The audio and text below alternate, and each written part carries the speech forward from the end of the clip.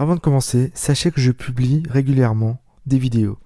Pour être mis au courant des sorties, n'hésitez pas à vous abonner et à activer la petite cloche, ça me donne du courage et de la motivation. Merci à vous. Bonjour à tous, j'espère que vous allez bien, bienvenue sur cette nouvelle vidéo. Aujourd'hui, nous allons parler d'une histoire poignante. Une histoire d'attaque d'un chimpanzé, mais aussi une histoire d'amitié et surtout d'humanité.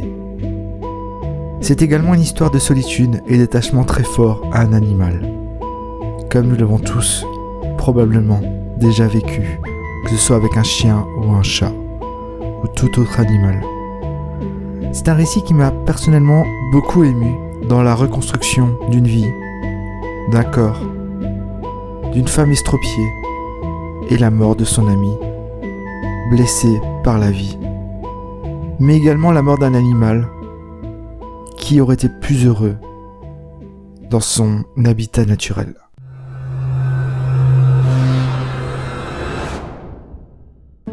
Sandra Herold et Jérôme, son mari, adoptent un petit chimpanzé de 3 mois. Ils l'appellent Travis. Ils s'attachent vite à l'animal et le singe est très affectueux avec eux. Nous sommes en 1995. Un fort lien lie l'animal à la famille et surtout à Sandra. L'animal mange avec eux, dort avec eux et va jusqu'à prendre des bains avec Sandra. C'est une sorte de fils pour eux. Mais Travis grandit et commence à devenir assez imposant. Il pèse plus de 90 kilos. Jérôme commence à s'inquiéter et en parle à Sandra. Il a peur qu'il puisse avoir un comportement instinctif et que Travis puisse attaquer la famille. Mais Sandra, très attachée à l'animal, refuse de se séparer de Travis. Le lien est très fort entre eux. En 2004, Jérôme décède malheureusement d'un cancer et Sandra n'a plus que Travis pour occuper sa solitude. Les liens deviennent donc encore plus forts entre eux. De plus, Sandra a perdu sa fille unique quelques mois plus tôt. Travis est donc sa seule écoute, son seul ami. Une triste solitude pour cette femme. Elle s'occupe donc de Travis en le considérant comme son fils, allant même jusqu'à l'habiller, lui apprendre à conduire et même à se brosser les dents. Elle va le présenter à des castings pour des campagnes de publicité. Il a joué dans des publicités pour une célèbre marque de soda par exemple. Travis commence à être connu dans le milieu des publicités. Parce que le singe sait s'habiller, boire et même utiliser des WC. Mais Travis reste un animal imprévisible. Il aurait sûrement été plus heureux dans un environnement naturel. Le singe a certains troubles du comportement, comme poursuivre des gens dans la rue et s'enfuir de la maison. En effet, le chimpanzé avait déjà mordu la main d'une femme et tenté de l'entraîner dans une voiture en 1996. Il a également mordu le pouce d'un homme 2 ans après et il avait fait une fugue de plusieurs heures en 2003. Mais Sandra ne s'inquiète pas plus. L'amour pour son animal est plus fort que son comportement inquiétant. Et pourtant, Travis changera sa vie à tout jamais, ainsi que la vie de son ami, Charla Nash. En février 2009, Travis deviendra agressif et il n'obéit plus à Sandra. Il vole les clés de la voiture et s'enfuit dans le jardin. Sandra arrive à lui faire boire du thé où elle a mis du Xanax, un anxiolytique réservé aux humains, mais que Sandra donne à son chimpanzé en espérant le calmer. Elle appelle ensuite immédiatement Charla Nash, son amie. En effet, Charla connaît très bien Travis, et Sandra pense que Charla arrivera à le canaliser. Sandra l'appelle donc à l'aide. Charla se gare devant chez Sandra, sort de la voiture, et là, le chimpanzé qui se trouve dans le jardin se retourne. Il voit Charla et se rue sur elle, l'éjectant contre la voiture. Il la frappe violemment au visage.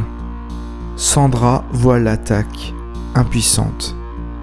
L'animal a utilisé ses énormes dents pour arracher les mains, puis les lèvres, les paupières, un œil et le nez de Charla.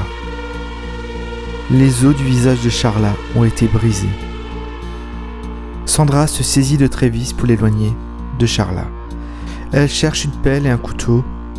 Elle essaie de taper le singe avec la pelle, le poignarde, mais sans succès.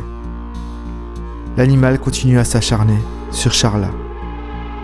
Elle a déclaré qu'après lui avoir donné un coup de couteau, le singe la regardait et avait une expression comme « Maman, qu'est-ce que tu as fait ?»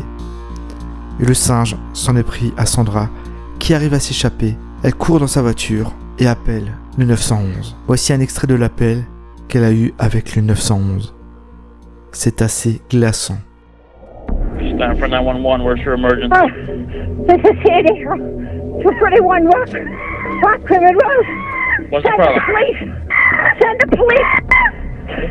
What's the problem there? The chip killed my friend. What's the problem with your friend? Oh, please hurry up. He's killing my girlfriend. What is the problem? He's killing my friend. Who's killing your friend? My chimpanzee. Oh, your chimpanzee is killing your friend. He ripped her apart. Hurry up. With a gun. Hurry up, please. There's someone on the way. With guns, please. You shoot him. What is the monkey doing? Tell me what the monkey's... He ripped her face off. He ripped her face off? He's trying to attack me. Please, Okay, hurry. I need you to calm down a little bit. They're on the way. Can you put yourself away? I don't want the monkey attacking you. Please, hurry up. Listen to me. They're on the way, ma'am. Guns. They gotta shoot him, please. Please, hurry up. Les secours arrivent sur les lieux. Un agent de police, Frank Chiafari, a dû tirer sur le singe. Il se rappellera toujours de cette image. En arrivant sur les lieux avec son collègue, le chimpanzé a commencé à attaquer son véhicule et a tenté de monter dans sa voiture. La première porte était verrouillée, mais Travis se déplaça sur le côté et en trouva une qui s'ouvrit. Le policier a saisi son pistolet et a levé son arme avant de tirer 4 coups. Après l'incident, il a déclaré au New York Times « Travis m'a donné une fraction de seconde pour réagir. » Il déclare « Il montre ses dents, un grognement, et je vois du sang. Je vois ses crocs. Je commence juste à tirer. Quand je l'avais vu, il était petit, mignon et amical. Et il vous faisait signe. Qui aurait jamais pensé que lorsque nous jouions ensemble, nous aurions cet incident, 15 ans plus tard. Quand il a tiré sur le chimpanzé s'est retourné, l'a fixé, la bouche grande ouverte. Il explique avoir eu beaucoup de peine pour l'animal. Pour lui, cet animal n'avait pas à vivre cette vie et sa place était dans la nature. L'opinion publique était de l'avis du policier. Charla est dans un état grave. Elle est complètement défigurée. De plus, ses mains ont également été arrachées. Elle a subi 7 heures de chirurgie. En 2009, elle montre son visage dans une émission de télé. J'ai choisi de flouter les images pour les plus sensibles d'entre vous, mais vous pourrez retrouver la vidéo dans la description de l'interview. Les enquêteurs relèvent que le Xanax a pu dégrader encore plus le comportement de Travis. Tous les secouristes et personnes sur les lieux sont restés choqués à vie de cette scène. Charla travaille dur tous les jours en faisant des exercices faciaux pour qu'elle puisse un jour sourire à nouveau. Elle déclare « J'ai perdu tellement d'indépendance, je ne sais même plus me nourrir. C'est très difficile à vivre. Parfois vous voulez pleurer, je ne sais pas quel est mon avenir. C'est la partie effrayante. » Charla Nash en 2016 a un nouveau visage. Elle a eu une nouvelle opération. Elle appelle à durcir les lois sur les animaux domestiques dangereux.